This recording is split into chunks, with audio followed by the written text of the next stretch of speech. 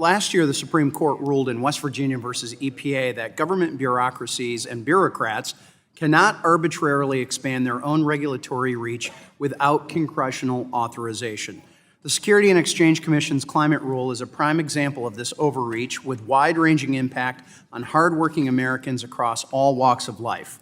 Earlier this Congress, Republicans formed the ESG Working Group to explore the threat to our capital markets posed by those on the far left pushing a social and political agenda. Today's markup is a culmination of those efforts.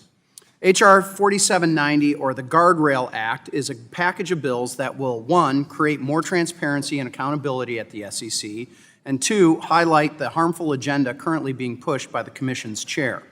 Specifically, my bill, the Mandatory Materiality Act of 2023, would mandate the information required to be disclosed to the SEC by publicly traded companies be, in fact, material.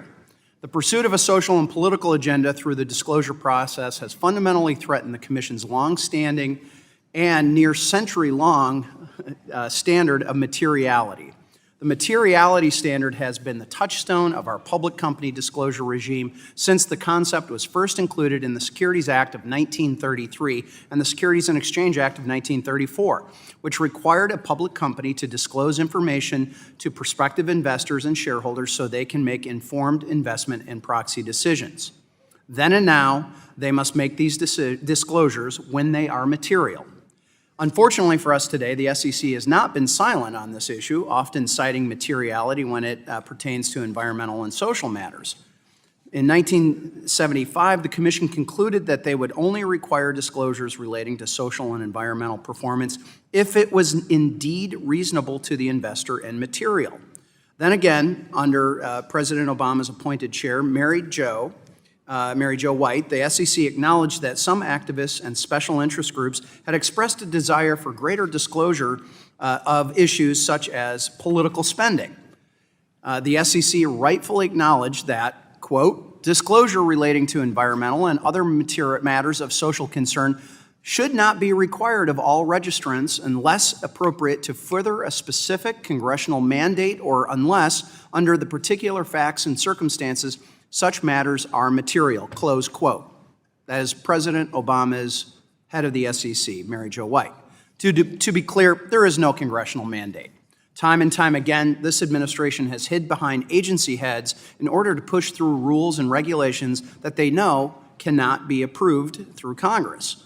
One such rule is the SEC's climate rule, a massive 500-page rule that would impact public and in many cases private companies across our country, replacing voluntary sustainability reports with mandatory disclosures that include detailed emissions data and climate risk management strategies.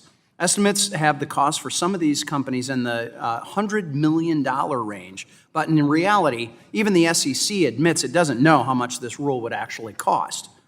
Coupled with the quarter-point increase yesterday in inflationary rates, quarter-point increase in interest rates, we have seen a two-decade high in inflation rates. It's reasonable to include that these additional costs would be passed on to middle and lower-income households. And while the SEC ponders how their new disclosure rules could pass the materiality standard, European regulators continue to put U.S. companies at a disadvantage. Under a 2022 European Union climate rule, approximately 3,000 U.S. companies are expected to disclose their greenhouse gas emissions and those of their suppliers, and incredibly, their customers. Mr. Chairman, let's be honest with ourselves. Chair Gensler's rush to upend our capital markets at any cost should be concerning to everyone in this room.